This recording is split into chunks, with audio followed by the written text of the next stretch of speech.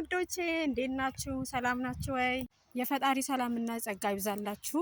እንደተነጋገር ነው ህልምና ፍቺዎቻቸው የሚለውን ዛሬ ክፍል 2ን ይዤላችሁ ቀርብ ያለው ያያችሁትን ህልም ካለ ኮሜንት ላይ ጻፉልኝና እኔ በገዳም ውስጥ የሚኖሩ አባቶችም ከአንዳንድ ነገርን ካየሁት ነገር አስቀምጥላችኋለሁ ማለት ነው። እናንተ ጻፉልኝ።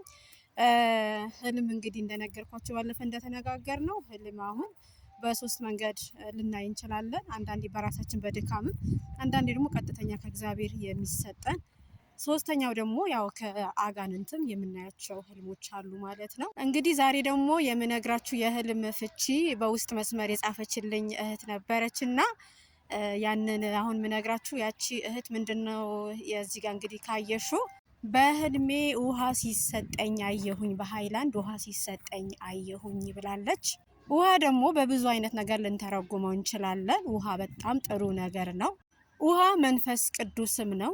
ውሃ ደግሞ የወደፊት ያለን ህይወታችንን የሚያሳይ ነገር ነው። ውሃ በህልማችን ውሃ ሲሰጠን ካየን ወደፊት ጥሩ ህይወት እንዳለን በትዳርም እንወስነዋለን ማለት ነው። ትዳር ያላገባን ካለን የትዳርም አጋራችን እህል ውሃ ይባላል። የትዳር አጋርም እንዳለን የትዳር ህይወትም እንዳለን የሚያሳይ ነው ማለት ነው ውሃ።